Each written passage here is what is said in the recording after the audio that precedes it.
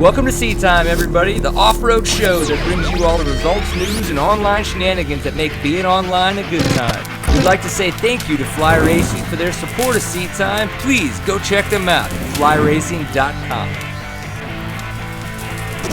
Welcome to Seat Time, everybody. Brian Pierce, your host for this fine Tuesday evening. Seat Time, the online show for the off-road enthusiasts. We're the beer-drinking,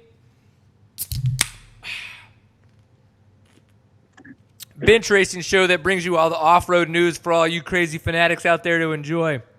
This is episode 210. That's like 210 if you're into math. That's how numbers work. They add up to a certain number, and that's the number that we're at. Sorry, I'm wiping a little bit of beer head off of my computer. It got weird there to start things off, but that's okay. So Steven's checking on everything. We think we've got a couple of the kinks worked out, but if we don't, we apologize.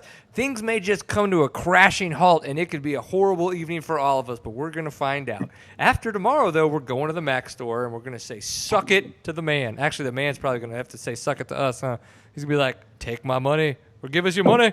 But what's going to be fun about this evening is we've kind of like talked a lot about Erzberg and everything that's gone on. Tonight we're going to get the stories from two dudes that had a fantastic time over there. Cody Webb, who got second place, and then Hunter Neuwirth, who got 94th. Let me rephrase that. Nope. He got 94th. He got to the 12th check-in. That's where I was like, what is going on? OMG.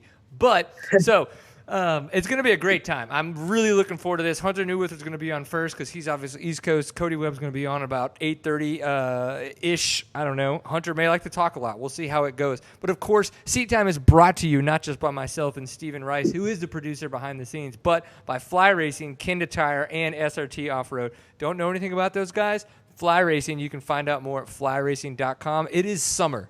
I mean, not officially, like technically, but if you're in Texas, you've realized that all of the crazy rain we got last week, well, it's done. And it is starting to become warm. So wear your kinetic mesh gear. Go to your local dealer. Check it out at flyracing.com. Make sure you get some of that stuff from Fly Racing. Of course, Kenda Tires, Kenda Tire USA. You can find them at kendatire.com. You run the good rubbers when you ride your motorcycles. And the way to do that is to ride Kenda Tire. What's even more fantastic, you can learn about all the models that they have on their website, or you can go to your local dealer, which is where we like to support as it is. And then SRT Off-Road, as we talk about what you wear on your bike, the kicks that you might put on your motorcycle, well, then you got to protect it as well, and that's what SRT Off-Road does for you. They give you a lot of different ways to protect your motorcycle and, of course, third-party, after-part kind of things to replace things as you break them, because we all know if you're going to ride like Hunter, you're going to break shit. You know, it's like Hunter's fast, but when you try to keep up with Hunter, you crash like I do, and it's just shit gets weird. So I don't know. Remember, as I say, remember we have a chat room. I'm actually going to open it up because I don't have it open right now. So people are probably, well, no, fuck that, whatever. There's like two people in there. Christopher Luden also has the chat. I see you. Holla. And we got somebody by the name of Chuck. I don't know which Chuck that is, but he's probably not Chuck Longhenry. We'll see. No, it probably is. Oh, is it? Is he your best friend? Chuck Longhenry? Yeah, dude. I like it. You know he's going to be in Colorado with us this summer. Why aren't you riding with us in Colorado? Dude, I don't know. I didn't get the invite. Well, I guess you did. The whole internet got the invite, man. What are you talking about? All right, well, let's get this shit going. So, of course, we got the chat room, tlk.io/seattime. You can, and if you hate the way I look and you dislike the way I sound, but you can put up with that part of it, you can find us on iTunes and Stitcher. Literally, before we went live, somebody was on the website in one of the other episodes. Why don't you guys have a podcast? Be like, we do. We've had a podcast for 5 years. We've been doing this for 5 years. We've had a podcast the whole fucking time. So go to iTunes, search for Seat Time. Go to Stitcher, search for Seat Time. Whatever it is that you use, go do that. And listen to the show after the fact if you, again, disenjoy my face. I apologize that I am as ugly as I am. And hopefully you enjoyed my daughter last week. That was so much fun having Caitlin on. We got a lot of comments about how much of a fun guest she was. Sure, she doesn't race dirt bikes, but the thing is she was just a fun guest to have. So when she's back in town from hanging out with her dad, we'll definitely have her back on. So let's get into this shit. Mr. Hunter Neuwirth, now that you're back in town, have you cleaned up all of your underwear and removed all of the poop stains from all the craziness that you did while you were in the Erzberg at the Iron Giant? The Iron Giant, baby. something else. I'll tell you that. Yeah, something else. So just give me a little bit of give me some little bits. Like I mean, like I saw you drinking beer. That in Yeah, itself seemed pretty damn epic. yeah. Well, I mean, the drinking age over there is like 15, and I mean, I don't know. You might as well enjoy it a little bit for Oh no, sure. you know me, buddy. I ain't got no qualms. I'm obviously in the Americas. I'm not going to serve you because of the fact that it's illegal. I'm not your father. I can't degenerate you that easily in life. I have to go to your father for that beforehand. But yeah, I mean, I remember in London. I think I was 16 years old. I was able to go to the pub. We had a beer. It was amazing times.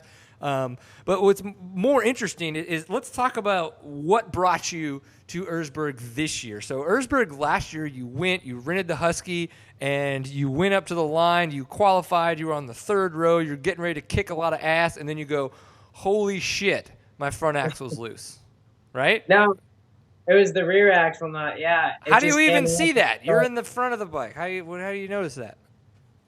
Someone pointed it out in some other language. I just saw them pointing, and I was like, "All right, well, it's going to be a really long day." And then, yeah, it just went downhill and uphill a lot, and then downhill again, and then, yeah, it was kind of a bummer. But I mean, we came back this past year with a lot more. Like we kind of had an idea of what we had to train for, and it definitely went a lot better this year. I mean, we qualified first row, and that was huge for sure. Dude, I think the fact that you qualified 25th out of all those dudes is pretty darn epic. I was impressed. Like any of the times that we've ridden together, you know, at TKO when you passed me, and then other times at TCCRA when you passed me, and then some of the Toro stuff where you passed me. Like all those times that you were passing me, like I was always Yeah. impressed. I was like, that kid's fast. It looks good. But then the fact that you go, and so I knew that you were going to do well. I didn't have any qualms about the fact. I honestly like going, oh man, qualifying for the first row. I mean, that's like the top 50 fastest guys during the entire prologue at the event. 1,800 riders, top 50. Top 50. Like that's not even. What is that? Is that 1%? Is that 2%? I mean, that's pretty intense, dude. Like I don't Yeah. again don't do math. So when you were like, holy shit, I'm in the top 50, but then you're also top 25. I mean, that's a whole nother sliver down, to where you were. How do you kind of process that? And did you Oh, literally just chug a beer at that moment in time? no, actually, because I had thought that I did really bad because I made a couple mistakes, and I was like, oh, I kind of blew my first run. But then, like when I saw how good it actually was, I was definitely pretty pumped. And my dad always says, he's like, sometimes when it feels terrible, you're actually going really fast. Right. So I mean, yeah, I mean, it was good, and I didn't drink or nothing like that. I drank one beer to make fun of Mark Weeks, and then just yeah, just kind of enjoyed it, and I ate a lot of food that night because I was just so pumped, and I always eat a lot when I'm really really happy. So Right. and then yeah, I mean, we lined up on Sunday, and the fun really began. God, yeah, for sure, man. So let's go back to that Mark Weeks when you were making fun of Mark Weeks. The only qualm I have about that is I don't think you made the beer gut large enough. Yeah, I definitely should have stuffed another pillow under there for sure. Yeah, just a couple pebbles. We'll just spice it up a little bit. No, but Mark Weeks is a great dude. Don't mean to we're joshing with you, bro. Don't get your panties in the Yeah, wad. we're just joshing. Just Yeah, joshing, bro. Just joshing, man. We're totally Westies. So all right, let's talk this through now. So in this program where you rent a Husky for the event, what is yeah. what does that look like in the sense? Do they do a lot of help? Do you get a lot of help from them, or is it kind of like you show up, you pick up a bike, and then it's all on you until you return it? They definitely help out a lot.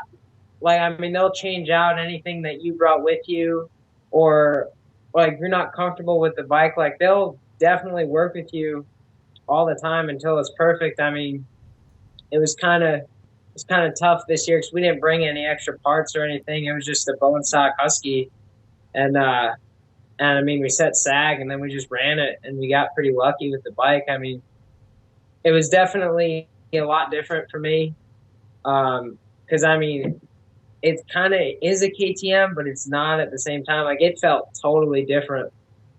Like all the controls and everything, it just felt weird and it took a couple days to get used to. But yeah, the Max Power people helped me out the whole time. I mean, if I needed something changed, they would change it without even second guessing. And yeah, it was definitely a big help. I highly recommend them if you want to rent a bike and go try the rodeo. Go do Erzberg. So Do Erzberg. was this what, like, if we were to make a relation to it to something in the States, would this be kind of like KR4 where they have a partnership with Husky, but it's KR4 that you're renting the bike from and it just so happens to be a Husky that they own? Or is this something that you're doing that is I guess legitimate, international Husqvarna, but it's just run by the MX Power people you were just talking about? I'm not 100% sure. I mean, I know all they rent is Huskies, so I'm assuming that they have a deal with Husky. I have no idea. I really don't know. Um, but yeah, I got no idea. Again, whenever you get into that point in life, you just go, it sounds like math. I'm not good at math, so I'm going to bow down. Okay? It works for me every single time. So, so Steven's got to tell me that I got to keep wiggling my mic around because my cable might be a little bit loose. Well, dude, yeah, okay. So then I want to know a little bit. We've talked about what you eat before races. We've talked about how you warm up and all that kinds of stuff. In this degree, what changed for you? Did anything change? I mean, in your, in the way that you prepare for the green flag? The biggest thing for me was really, it sounds kind of crazy, but like, I mean, this whole season has kind of gone not the greatest kind of leading up to the rodeo. Like I didn't have any real solid races. And it was really just because it wasn't kind of riding for myself. I wasn't really having fun. Like I was having fun, but I was so much pressure was put on myself because I kind of got a taste of what it was like to be pretty fast last year. And then I kind of thought I could come out swinging this year, and it all got to my head. But then at the rodeo, I just had no expectations, nothing. Just had fun, and it brought back the old Hunter that just rode for fun and just enjoyed beating the crap out of himself. I think that's a huge understatement for what you physically went through, and then mechanically what you put your bike through. Before we totally get for how shit just snowballed out of control for you, but still having a phenomenal time and a good finish. Talk to me about the start. I want to say that this looked like a very smart start to the Erzberg Rodeo, and I don't mean that per se for you as a rider. I mean the layout, because typically they would have that row of 50, and they would take that huge 180, right? Yeah. And then as they're going back, then they just like all like ragdoll into a hill. And if you're the top 10 guys and you've got the talent, you're up a hill. But then the problem is if the one guy makes a mistake, he takes out 20 dudes. Right? Oh, yeah. In that first 50. But it didn't look like that this year. This year we got a little bit more of a quote-unquote moto start where, it's kind of like go, take a left, take a right. We're hitting a road for a little bit. So the speed demons that really do have legitimate technical speed that can corner well can kind of start getting to the front. I mean, that's going to be the fast guys, and it was. But then you get to a hill climb, so it let everybody spread out just a skosh bit more. Did I read that correctly? I mean, did that help? Did that work? Did you make it to that first climb before you ate shit? Like, talk us through it. Yeah, no, the start this year was definitely good. I mean, I don't know if they changed it because I know Taddy got hurt last year on that hill, and I don't know if that had anything to do with it or not, but I mean, this year is definitely a lot safer, and it was a lot faster. But like it had a nice flow to it, and I mean the puddles kind of sucked because like, man, if you were next to someone, you got slammed with water. Like, Yep. it felt like you were drowning for a second. You had the wrong people getting you wet. I understand. Yeah. And then, yeah, but it was kind of cool, because you could kind of work your way through the field a little bit, and before you got to like the 3 hill climbs that they had in the rocket ride, I think on Thursday, the field was a little bit more spread out, so you had kind of an idea of where you were going to hit the hills, So it was good for sure. Yeah, I like the start a lot more better. I like the start a lot better this year. More betterish. I just think it did exactly that. I think it spread everybody out a little bit more. So when everybody hit that first hill, they weren't literally still next to each other. And I think that was a big deal. Everybody was just a tad bit in kind of, not that they had figured out the pecking order by any means, but at least they weren't like literally shoulder to shoulder as they're trying to go up this hill. Like people could actually pick lines. And obviously, if you're in the top 50 people, you're decent at this kind of stuff. You've shown enough talent to get to the top 50. And this just dawned on me. In your eyes, though, with the prologue and everything you went through to get to the front row, do you feel like it actually was a good test to get the right people in the front? Or was it just the people that were fast at certain things? I definitely think it kind of separated the faster guys. That prologue is gnarly, dude. Like, it's just, you're pegged, like, for the whole time. You're wide open, and it gets kind of sketchy. So, there's nothing real crazy technical in it. So, a lot of the moto guys do really good in it, for sure. There's some rock sections, but it's nothing, like, crazy.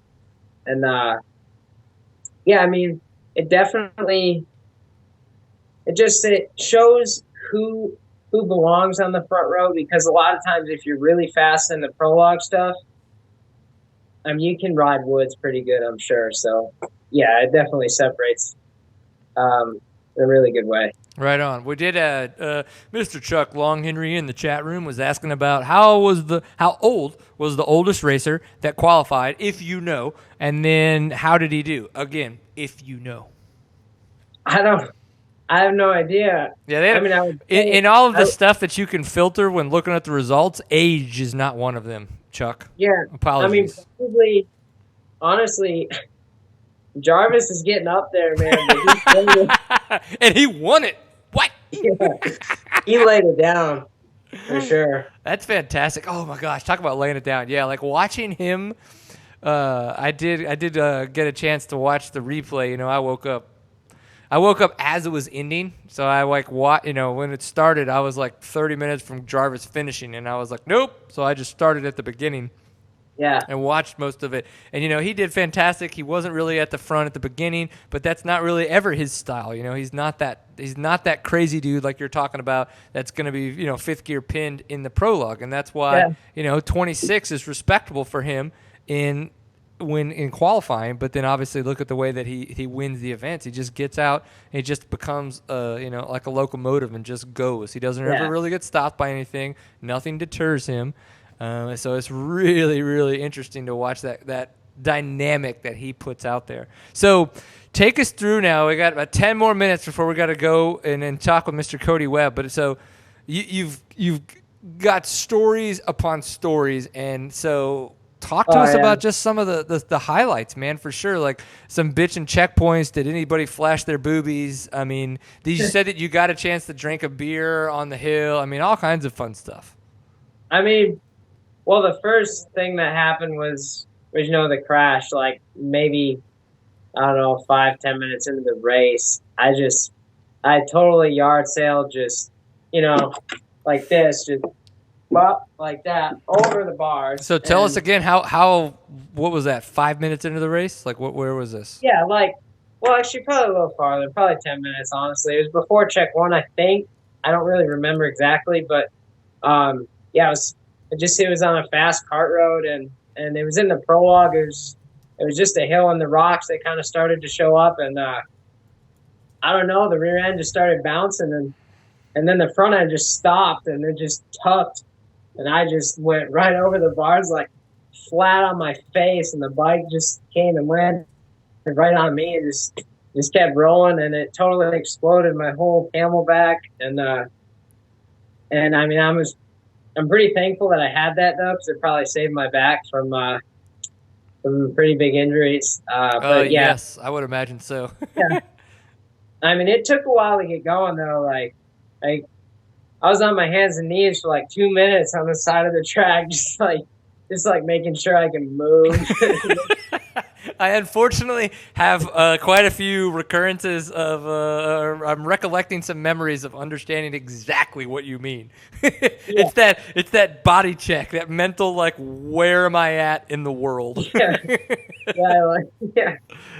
But then after that, I got going, and the next row or two had already passed me because, like I said, I was down for a while, and I got going, and the bike was all jacked up. Like the throttle cable was like hanging out of the housing, so the throttle was like really inconsistent. My front wheel was all tweaked up, the forks, everything. So I just rode it, and I got to the first kind of hard section. It was a tunnel section. It's a little rocky, you know. It's a riverbed that goes through a tunnel, and it's pretty gnarly, and it was all just completely bottlenecked. So I went off the track like 10 feet, just trying to pass people and try and kind of make up a little bit of time.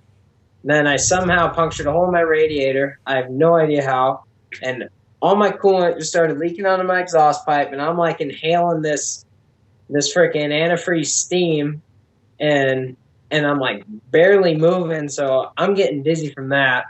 And then finally, when it was all gone, I came to a creek, and a guy had a water bottle. I just filled it up with creek water and filled up the bike, and then kept going. And then I made it to my dad. Yeah, and I made it to my dad. My dad at the top of Three Kings, the hill climb there, and he went to pop the cap off. Like he thought the pressure was totally relieved, and it wasn't. It was not. So, it was not. Dude, he popped it off. All that water went right in my face, and it was boiling hot. And like, dude, I thought I was done right there because it was hot, dude, and it sucked. Well, it's a good thing it was water, because if it had been actually antifreeze, like all the yeah, I see. Everything happens for a reason, you know. So, so I got going from that, and just kind of did what I could. It was real tough with all the bottlenecks, but I made it through pretty far, and I had no water. I drank a sip of some dude's Coca-Cola and half a beer in the 4 hours, and I was like, dude, I wouldn't drink beer when I ride if I didn't have to. Like, dude, I felt like I was gonna pass out. Yeah, no, at that point, it literally, the water and the beer, like when they're like, oh, that's water and beer, that's what you needed more, and your body didn't give a shit. It was like, yes, thank you. Like, yeah, I want you in me. I mean, I was so like depleted, and so yeah, I drank that. I love the fans, you know, so I was just like, I love Austria, you know, just kind of just making everybody happy. And then I kept going, and let's say the next few miles were a little bit interesting. And then what happened after that? I don't know, just kept going. And then when the time limit was up, actually, I had enough time to get to the finish at one point, but the bottlenecks were just so bad. Like, I lost a good hour worth of riding time just from sitting, because it's just like wheel to wheel, and you're just kind of like on the side of a mountain, and there's just nowhere to go. Yep.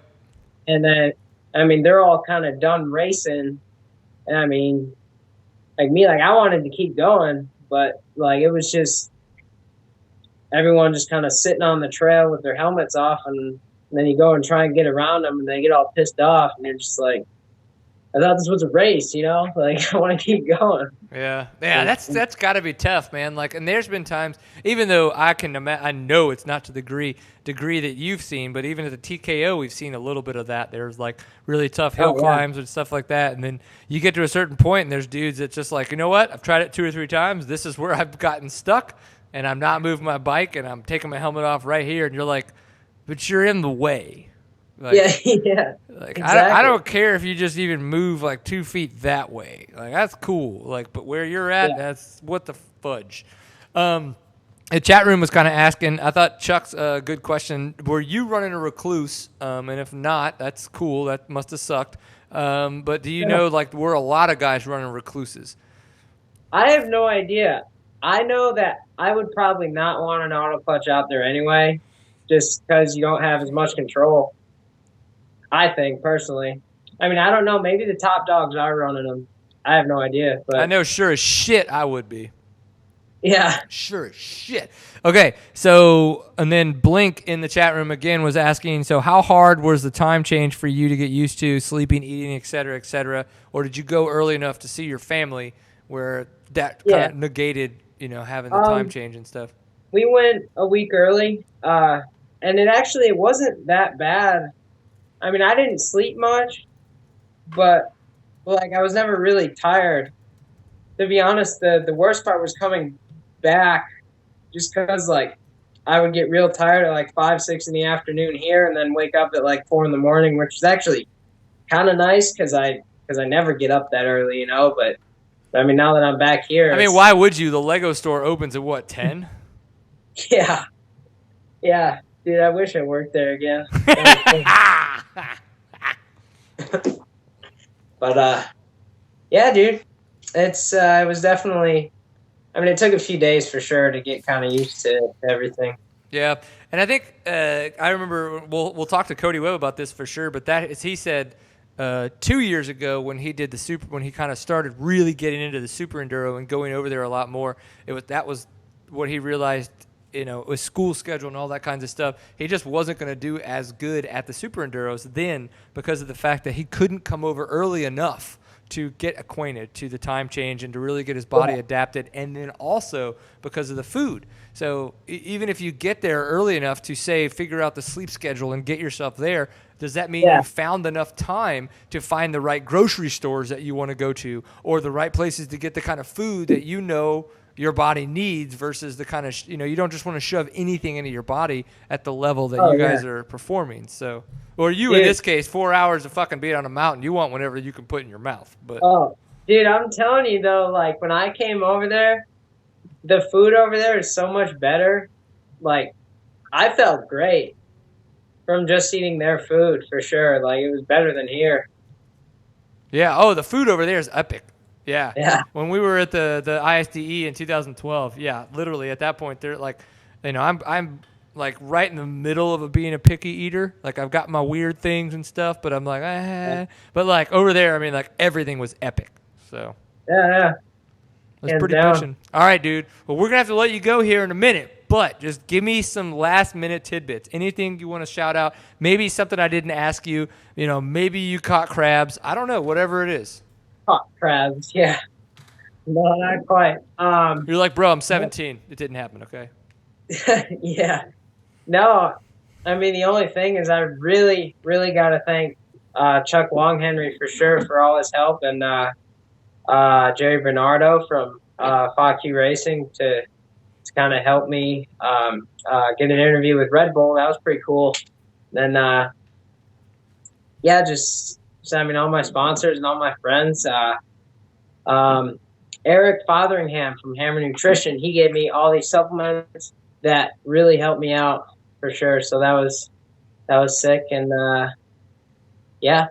I'm just thankful to be riding dirt bikes, man. I love it. Sweet. Chuck was wanted to know last minute, of course. Are you coming to TKO this year? Absolutely. What? Well, the Texas contingency will be there, buddy. Don't you worry. All right. That's what I'm talking about. And don't worry, if for some strange freaking reason I qualify again for Sunday, I'm still not doing it. So suck it. Yeah. I got so much shit. I found out that somebody was telling stories about me. They were like, that they thought that I went out and partied super hard Saturday night, that I was too hungover to ride on Sunday.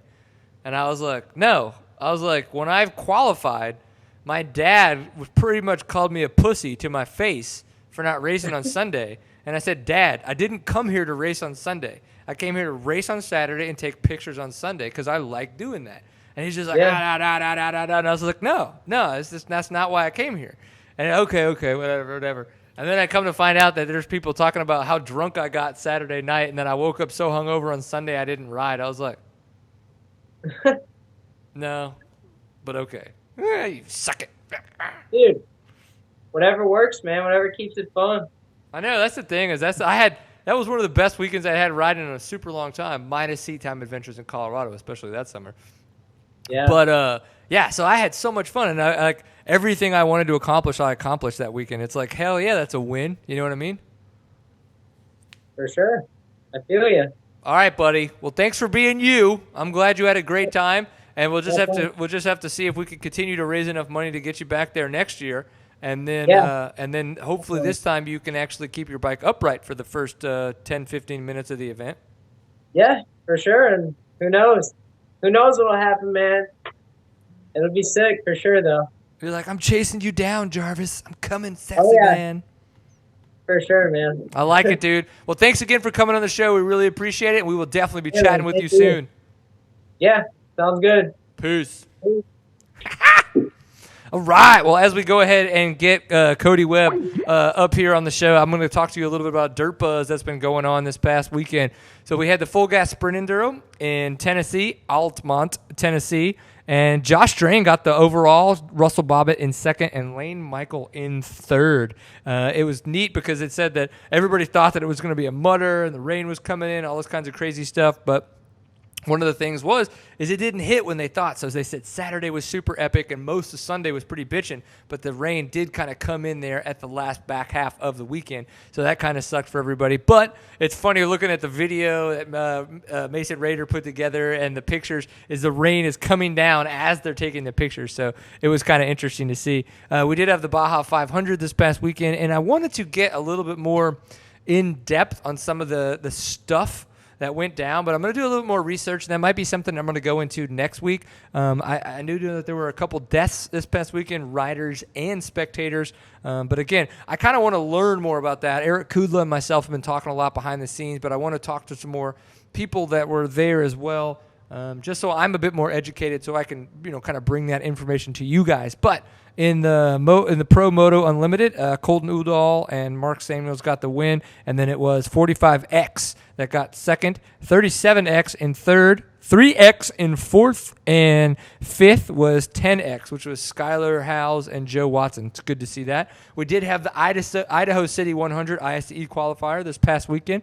There was a ton of LOI dudes. I think over 100. It was crazy. So great to see those guys kicking butt. And that race is so much fun. If you haven't been to it, go to it. The OMAs, round 3 this past weekend in Missouri. Holy shit. Overall, Stuart Baylor Jr., second place, Mike Witkowski, and third, Adam Bonnier. Good job, Mike Witkowski. Ever since he's come on Seat Time, he's just been a badass. Just like Cody Webb, like back in the day when he was a nobody. He comes on Seat Time, now he's a fucking badass. It's fucking amazing. We had all kinds of racing. So East Coast Enduro Association, we saw Brock Kepler do also. Craig DeLong, Kyle McDonald, and Matthew Kiefer. And then Appalachian Championship Enduro Series. Brock Kepler, Nick Farringer, and Robbie Jinks, which is crazy because Nick Farringer did an OMA and then went to the other event. And oh my God, Steven, what is that noise? No, I muted it. Hey, Cody, are you on the beach? I think you're having mic issues or something. Are you on the beach? Are you at your house? I'm at my house right now. I like it. Because all of a sudden we just got this awesome seashell kind of noise. I was like, oh my God, the waves are crashing here. It's like, you must be... I got a fan running in the background, so it might be that. Oh, it probably tried to pick it up and think that was the audio. It's like, oh yeah, that's okay, let's go with it. Yeah. No, that wasn't it. All right, dude. Well, we just got done talking with Hunter Neuwirth, who finished 94th at Erzberg, this year. He made it to checkpoint 12. You made it through all the checkpoints, and you finished second. So to say that you did better is a fact. That's how it worked out. But I think that, he had amazing stories of everything from the way that he arrived and got to hang out with family members that still live in Austria to, collecting his bike, doing fantastic at the prologue, to then all the trials and tribulations of trying to finish the event. But you, on the other hand, you did that much more and were pretty much a badass at the event. You were as the event kind of went on, it looked like you were going to be in third, but then Lazy Noon was one of those situations where the luckier man came out on top. And we're going to talk about this because I really want to know what you think about it, because watching it on the video, it was just like, oh my God, is anybody besides Jarvis going to actually make this climb? But then to come out second, and then what you told me about Alfredo's heart rate and the fact of how many calories he's burned, like, it's super intense. So overall, just tell me though, did you have fun at Erzberg this year? I mean, it's like, what do you call fun? I had fun in the beginning of the race. I don't know, like, I didn't get the best start, but I was kind of up near the front getting pelted with rocks. It felt like I was at a paintball match. And the next thing you know, everyone was just eating crap everywhere, and I was leading the race, and all I was thinking was like, I'm on the live feed. I'm leading the race right now. You're like waving to mom. Woohoo! That part was fun. And then I got lost kind of because the area was weird for a bit and moved back to like 10th. And then from then on out, it wasn't fun until I got up Lazy Noon. Okay. Again, it's got to be, I can only imagine that it's so different for a rider like yourself when you're in the front and you're not just trying to ride this stuff. Somebody like Hunter, when he comes to a section or a hill climb, for him, it's something, any obstacle he makes is another win. Where for you, you're out there to honestly trying to win these events. So you're attacking these kinds of things. So when say you're in 10th, you're like, holy shit, I've got to try to catch up. Like, how do you mentally kind of like continue to drive yourself forward to get to that point where you can push and be fast? Well, I remember, I wrote it 2 years ago, so I got a little bit of experience there. And I had a horrible start to the race, and I just kept kind of slowly passing and picking people off. So I knew I had to be somewhere near the front in the beginning, and being patient is huge because you can easily just blow up and expend all your energy and have nothing else, and you're basically in survival mode. And it was like a matter of being able to pace myself where I was comfortable to kind of keep going and know that I wasn't about to pass out. And everyone kind of laughed and made fun of me when I said I was going to throw up, apparently, on the live feed. It was hilarious on the live feed listening to the commentators because they talked about that. I think that was Carl's Dinner, whichever they want to say it when that happened. I don't know what it's called either. Yeah, everybody says it different, especially even the commentators. Both of them said it different every time. Yeah, so that happened, and then they're like, oh my, like every time you like picked up a spot, they went back to like, man, and we thought he was going to die back at Carl's Dinner, and the next guy, and Carl's Dinner, he was just about to die. Like, I was like, well, I mean, the dude just needed to have a moment. Like, just leave him alone. Well, I guess I was like fourth fastest, they said, through the Carl's Diner section or whatever.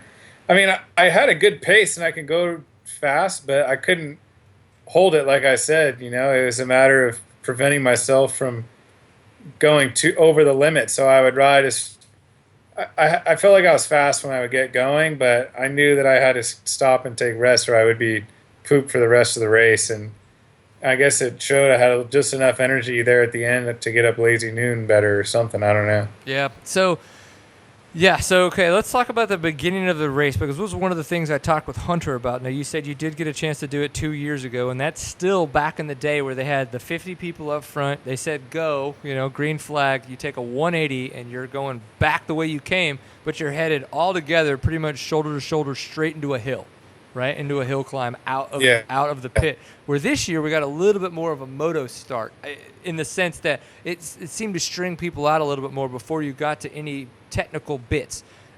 thoughts on that? Better, worse? I mean, it looked better, but I think they'll do their traditional start because the mine, it's still a working mine, so it's changing year to year, and the walls that they normally have you go up, it would have been not possible, and very few guys would have made it. So I thought it worked out well. I mean, it worked out well for me because the next thing you know, I found myself in the lead. But, it was tricky because it was really fast, and then all of a sudden you go up the hills, and you kind of don't really know where to go. You don't want to spend all that energy, I guess, but you don't really know exactly where it goes till day of. So it was tricky. I saw like Colton go over the bars right in front of me. A couple other people were just going over blind edges and hitting stuff. And I knew that I was in a decent spot right off the bat, and I wasn't going to be a hero and win the race in the beginning, And everyone kind of crashed, and I just rode smart. Next thing you know, I was leading going into the forest. It kind of was funny how that worked. Yeah, and I think we noticed a lot of that too with Jarvis. Like Jarvis qualified 26th, right behind Hunter, and then he was not up at the very beginning. You were ahead of him at 1.2, and then all of a sudden, you just like, boom! All of a sudden, Graham Jarvis is in the front, and you're like, wait, what's going on here? Like, where did he come from? And then he just keeps motoring, and that engine just keeps on going. But that seemed to be a lot of what you did as well. Kind of once you got into that top 5 spot, you just kind of kept, that pace, as you were saying, like in Carl's Diner. You're going to go a little bit, rest a little bit, go a little bit, rest a little bit. That seems to be the much smarter approach than trying to kind of hammer your way into the situation. Because even though it's, 2 hours for you guys, 2.5 hours, that's still such a long event. Yeah, this year was way, way harder than 2 years ago, and it ended up being, I think, almost 2.5 hours for Graham to finish. He was like on another level this year, and I was 2 hours and 50 minutes. So, if it's a hare scramble, you can push at that pace, but when you're kind of fighting for survival, you got to take your time and be a little smarter. But, I just kind of kept picking riders off here and there, and there's a hill called Machine that's usually really tough, and I for sure passed 2 people there. I don't know if I passed 3, but I was just smart and pushed when needed to, and I wasn't trying to make crazy passes on anyone. I was just being consistent and letting it come to me almost. Yeah, that was epic watching that happen during Machine because of the fact what you guys climbed to a certain spot, and then you kind of took a left chicane and then a right chicane, and everybody kind of followed that little goat trail that was there. And you, about 10 feet further down the hill, you just said, oh, well, I'm going to take a left here. and then you made your own chicane, and then you chicaned around everybody else, and you're like, well, bitches, I'm out. It was awesome. Alfredo was in my way, and I didn't want to be a sheep and just follow the herd, so I made figured out my own way up the hill. Yeah, and it was funny because you could even hear the commentators at first. They kind of thought you were making a mistake. And then all of a sudden they realized that what you were doing, that you could kind of advance from where you were at. I think even they thought that where everybody was, it was a goat trail, and that's it. You have to stick to this kind of goat trail where you guys were chicaning. But no, I mean, like, you just put your extremely technical motorcycle skills to use and made a new line and then got yourself out there. I will admit that during the prologue, or the day before the qualifying, you're allowed to go and cruise up the prologue road, and I may have parked my bike in the bushes and done a thorough walking of Machines. So maybe that's why I knew there was another line, possibly. I like it. I mean, the good thing is only like 2 or 3 people watch Seat Time, so no one is really going to tell anybody.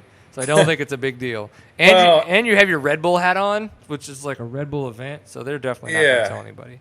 Well, you also have to keep in mind that I didn't get there till Wednesday night, so I only started walking Thursday, and some of the other riders have been there since Sunday, so I was a little bit maybe at a disadvantage. I would agree, and that still blows my mind. And one of the things we wanted to talk about, we brought it up with Hunter too, is the fact that 2 years ago, obviously this past year, you had a phenomenal World Enduro, the Super Enduro Championship, where you almost got the world World Championship there. But the year before that, when you were going, is when you were having the same kind of issue with school, where you had to fly in really late, and it just would tax you so much. So did you even get a chance to really catch up like in any kind of sleep pattern or eat pattern or any of that degree? Yeah, I mean, I do my best, and I've traveled overseas quite a bit now, so I have like a little routine. And obviously, I'm probably not at my best, but by race day, I'm feeling good and got a full night's rest and all all ready to go. But it's not easy, especially with some of the super enduro rounds where I wasn't getting there quite as early and being able to acclimate. So this time, I was ready to go by race day. That's good. Yeah. And do you feel that the more you travel and do this kind of stuff, when you show up on those Wednesday evenings, that it almost makes it easier, that you almost kind of know how to kind of force your body to say, all right, I'm here. Let's get it. Let's get our game face on. Yeah, definitely. And like I remember my first trip to Europe. I was a little kid. I think I wasn't that little, but I was 16, and it was a trials event, and I didn't sleep at all the whole time. Like you go there, you take a nap. Taking a nap's the worst thing you could ever do. You got to force yourself to acclimate, and I got it figured out pretty good now, and I'm not the best at sleeping, but I make it happen, and as long as I'm ready race day, it doesn't matter. I would agree. Okay, with the bike, how do you, or what do you, or did you change for an event like this from maybe your typical more kind of like bike you would have for TKO? Because we know the suspension's way different than what it would be for endurocross, and I don't, maybe bike setup as well. Yeah, the suspension is definitely different for endurocross. I'm on the 300 two-stroke. I almost said the three-stroke. It's not out yet. They're working. I like it. So I'm on the two-stroke 300, and I've been riding the XCW or the EXC, whatever you want to call it. I've been running that, and it's actually really nice being able to do that extreme stuff without having the linkage hanging down. And I've actually noticed like a significant difference from riding, like not getting hung up, and I actually prefer it more now on off-road riding stuff than the linkage. So it's kind of funny to hear that, because everyone's saying, oh, the KTM's got so much better when they went to a linkage system, and here I am a couple years later saying that I actually prefer the linkless. Yeah. Well, I think a lot of people consider, and I'm not a talented enough rider to notice the difference, but the thing is with that dog bone linkage, they could make the rear suspension more progressive. But I think that doesn't make as big of a difference for off-road. Where that makes more of a difference is in supercross and motocross, where they're taking those huge hits, and they need to make sure that they can ramp up correctly as before it bottoms out. Where in off-road, we don't ever really get to those kind of, very rarely do we get to those situations. So I would agree. I think the PDS is the way to go for us in off-road. Is that the bike you're going to compete on for endurocross as well? I'm going to race the same bike I rode in super enduro for endurocross, the 250F, but I don't know. They came out with the new off-road models, obviously, just recently, so I haven't ridden any of those yet, so I might go for a linkless and test it, but I don't know yet. We'll see what happens. Is it nice to have that option? It is nice. It's actually wonderful. I'm like, as you're talking about that, I'm like, I wonder if this is the first time that he's really like talked about having an option, like opposed to like, here's your race bike. Yeah, here you go. This is what you got. That's got to be so cool. Okay, so back to Erzberg just a little bit. You were 3 minutes, I think, behind Alfredo Gomez when he got to Lazy Noon. It was either 3 or 6 minutes, but you were behind him. I mean, you weren't just like right around the corner. Yeah, no, I was behind him. It was about 3 minutes probably. You and he obviously had a lot of trouble. You come around the corner as he's heading down, and you had no setup. You could tell you had a shitty run at it. It's like, oh shit, okay, I'm at Lazy Noon. Whoops, turn around, and both of you guys then all of a sudden, I mean, it's just like minutes upon minutes of you guys making these attempts. Like, just take us through a little bit of the mental stuff that you go through there. I basically got there and I was like, well, obviously he's been here for quite a few attempts now, so I can get him. And then after 2 attempts, I'm like, this hill is freaking impossible. This is stupid. And every time I'd come back down, I was just praying that someone else wasn't going to come and pass us on the stupid hill. Right. and I was trying to do a little bit different line than Alfredo was, and I was trying to stay high in the beginning and kind of ramp up on the side, but because there's two big boulders down there at the bottom. Well, they weren't really boulder. Yeah, it was a boulder, but they weren't going to go anywhere. They were stuck in the ground. To us, it looked like pebbles. To you, they were boulders because There was two that were just in the worst freaking spot ever, and they were huge. They weren't going to be rolling out, and I was trying to stay high on the first one and carry more speed, and actually, like on the video, that young kid from Britain, Billy Bolt. Oh yeah. He actually did the same. He did the same thing I did, but he used a slingshot method and went back and forth. And I realized now I should have done that, but you see the main line, you want to stick to it. Yeah. Usually, so I was just trying the same thing over and over, and it wasn't working. And I was like, screw it, I'm just going to go on the rut, see what happens. And then when I finally committed kind of to the main line, I was able to get a good drive and basically ghost ride it at the top. And once I got there, I knew Alfredo wasn't going to be able to pass me to the finish, even if he got up there. Yeah, because once you kind of got to the top and you ghost rode it, as you said, and your hands were in that epic position, the picture I think you posted today. I was thanking the Lord. Thank you so much. Yeah, you posted that today as like a comment competition, right? On Instagram. Did you pick a winner yet? No, I haven't even. I'm like waiting to go through them all at once, because it makes it a little more I would agree. exciting, and I can laugh about it. Oh yeah, I didn't know when you were picking it. Okay, so hey, if anybody out there, if you haven't yet, go to Cody Webb's Instagram. He's got his most recent picture, and he's taking comment competitions for the picture where he's like, he just made it to the top, and the bike is ghost roading. It's an epic picture. So whoever caught that on that side did a fantastic job. Yeah, I don't know who got that photo. It got sent to me, and I was like, oh, I got to use this. Yep, used. My gosh. To be honest, I kind of felt bad for Alfredo because, he passed me straight up in Carl's Diner. He was really putting a big push on because he saw me, so he did that same thing where you push real hard. And I guess last year everyone said he was really fast through there also. So he got through it really well, but once he got past me, I was able to just watch him the whole time, and I kept seeing him, and I'd make ground on him, and he made ground on me. And I think it was downtown last year. They had the same thing this year, but it was shorter. Mm-hmm. And I caught up to him again there, kind of near the end, and I think he got hung up on. He had to do it twice, so I reeled him in, and then we went up to Dynamite, which is like another well-known part of the race, and he was right there, and I just had a stupid crash. I think it was after Dynamite, and kind of lost some ground there. So I think I would have got him a little sooner, but I had to kind of mess with my bike. Yep. In a stupid rock pile. But upside down, sweating. I'll be honest, that race, it was so freaking brutal this year. It was like, starting up, and it was kind of before like one of the final forest sections after the downtown, after it was like the worst side hill camber of my life. I was set up, and Andres Lettenbeekler was, he didn't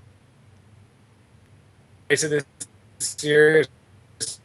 For time I lined up for this hill, and the front of my leg, I guess that's your quad, right? The quad. Yep. Yeah, not the quad. My quad just literally locked up on my right leg, and I was like, ah, shit! So I pulled it, like the flamingo stretch to stretch out my quad, and then my goddamn hamstring cramped. So then I was like doing like this extension. I like 2 times back and forth. I was like kicking my leg, doing this, and I was like, shit! And that was the worst part of the race right there. Like, I was dancing on my bike trying to prevent the cramps from coming.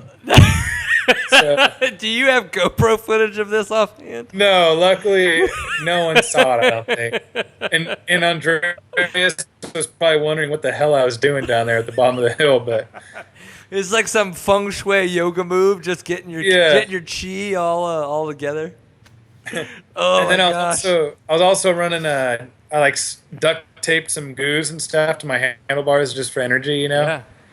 And one of them like fell, but it was still there luckily, and that American duct tape really holds on strong. And I ripped it off and squeezed it, but I got a bunch on my index finger on the clutch hand. So I'm like riding, and it was right before the second segment of Carl's Diner, and it tacked up real good, and they changed it, so they'll change little parts of the course after it's walked. So it was like a decent sized little step right in the beginning, and I went to ride up it, and I realized my clutch finger is sticky, but I didn't realize when you release the clutch, the lever kind of slides against your finger, but it was just stuck on one spot. So I literally felt like such an idiot because I went to let the clutch out and basically revved it in one spot. I'm here. And I didn't pop the clutch, and I barely got up over the rock, and I was like, son of a God. So I had to stop and like get my Camelback and clean my finger and my clutch lever. Like, what are you doing? I'm manicuring. So, yeah, leave me alone. Like, what are you doing? Go. And I'm like, I can't let the clutch out. My finger's stuck. They're like, so what? That's two of my goofy, weird stories that happened during the race. That's about it. Dude, that flamingo story, I really do think is the better of the two. I'm not going to lie. I understand that your pride was hurt with the other one, which is still funny.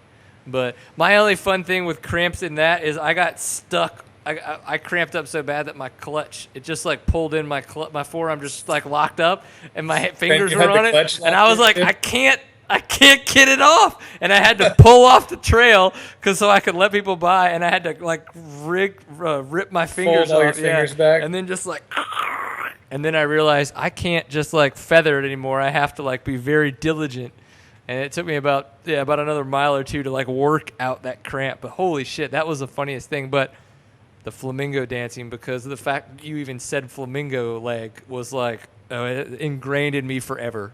Yeah, that is epic. It was just the worst because here I am cramping, so I go to fix it, and then the hamstring cramps, and I basically was doing this extension dance trying to prevent it from. I kind of had to find a happy medium. Yeah. Okay. Well, before we let you go, are you going to go back next year? Yeah, I'll be back. All right. You want to get that W? I can only imagine. I mean, just the whole experience is unreal, but I got second. I felt like I didn't fully deserve second, because I got it like last minute at Lazy New. But next year I got at least like contend for the win a little more instead of getting spanked by Jarvis. 30 minutes. Oh, 20 minutes. 20 minutes. Yeah, It was probably more than 20 minutes. It was kind of embarrassing for everyone. At least it wasn't only me that he beat by 30 minutes. Take the positive with the negative. Yeah. I understand that. And so then what's next? Like for you guys, I know you got Enduro Cross. You got TKO coming up in August, and then when you guys finally start Enduro Cross season, but between now and then, kind of where should we look for you? So there's Last Dog Standing in 2 weeks. So I'll be there. I'm prepping for that. And then Red Bull Rocks and Logs in Calgary the weekend after that, which is a fun. And then I'm hoping that I get sent to Romaniacs. So we'll see what KTM has to say, but hopefully they watch it and they remember that I was the highest KTM finisher at Erzberg, and maybe that'll do something for me so I can go there and get my ass kicked for 5 days instead of only one. We'll take that 20, 25 minutes and stretch it out over 5 days and see what happens. Yeah, God. That's going to suck. It's okay, buddy. Like that 20, 25 minutes would have been like 20, 25 days in my case. So don't feel bad. I mean, it's all relative, man, and I know that. That's why I stayed home. It's okay. It's okay. Well, all I can say is that you need to finish your beer caps map, because this whole time I just am going, my God, he really needs to try harder. I think I only have 2 on there. Yeah. Cody Webb, sir, I understand that you're a professional athlete and you may not consume alcohol all that much, but Actually, I know you're like a glutard and all, but I have a suggestion for you. Go on. So there's this gluten-free company that they make gluten-free pizza, cookie dough, and pastas. It's pretty good. It's called Capello's. Okay. I think they're based out of Boulder or Denver, but it's at some Whole Foods. It's CA. It might be PP, but it's CAPELLO. Capello's. It's pretty good. I like it. Yeah, once we realized, like once Liam, the middle kid, our second kid, hit about 3, about 2.5, we finally were able to do a lot of the tests to make sure that the gluten intolerance that he was having, because he was getting like super crazy eczema, and literally the only thing that would stop that was gluten. I mean, it was when we as a family cut that out with nursing and all that kinds of bullshit, and then within the house, like that cleaned up his eczema. But he got to a certain point around 2 or 2.5 where that didn't seem to be as much of a thing anymore. So, but I still like good food, so I'm gonna check it out because I like good food. Yeah, it's not bad. It actually tastes good, and their cookie dough actually tastes like a real cookie and not a piece of cardboard with a little chocolate chip on it. You're winning me over here. Not that I eat cookies, of course, because I train and I'm on the almond only diet. And can you call it cookies when you're actually just eating the dough out of the container? I mean, is it? I don't know. That's a great question. You're like, I mean, I really just eat the dough, so I mean, it's not technically a cookie, right? Yeah. I like it. Well, dude, I really appreciate the time as always. This was a very fun evening for us, getting to learn a little bit more about all y'all's Erzberg's experiences. Well, good luck at all the events coming up. Keep kicking ass, and when you do figure out which bike, because now that you have choices that you're going to ride, just reach out, let us know so we can chat about it and have a little more fun online. How about that? Alrighty. Always a blast. All right, go have a beer and at least put one more damn cap on that thing just for us, okay? I don't have any beer here. Can you send one to me or something? It's worth it for you to just go get your own because it'll be like 3 days for us to send you anything. All right, fine. That's true. All right, man. We really appreciate it. You have a great night, dude. All right, see ya. Peace. Awesome time, as always, with Mr. Cody Webb. I feel like we did a lot of laughing tonight, Steven. Is that a good thing? I think we did. I think I thoroughly enjoyed our show this evening, and I hope everybody enjoyed it as well. If you have thoughts, impressions, concerns, comments, we've got a website. There's a comment section. Put them on there. If you're on YouTube, put them there. If you're on iTunes or Stitcher, put them there. Good, bad, just whatever. Just get in there and tell us what you think about the show, how we're doing, what we should change, and maybe just, Yeah, what's your phone number? Sometimes we just need people to talk to at the late evening of all the things that are going on. So what's coming up? Next weekend, actually this coming weekend, June 11th and 12th, we've got the Dunlop Tomahawk in it's Odessa, New York. So we got another round of the GNCC Series, round 9. And Caleb Russell's just kicking ass. He's gotten 5 in a row, which has been pretty damn intense. National Enduro is going to pick back up in July 19th. The Huntersville National Enduro in Minnesota. So I hope you guys are ready. It's probably the place you're going to go where it's not going to be cold. Or not going to be warm. After that, it's probably like the only place that you can find a little bit of that. July 19th is actually the first day of us being in Colorado. Am I right on that? That just seems all kinds of wrong. July 19th is like a Wednesday. Why would that be on the net? Let's double check it then. I don't need to be talking about no line information. I'm going to go to the National Enduro website. We're going to go to the schedule. We're going to look at this. I am sorry. It is June 19th. I am a retard.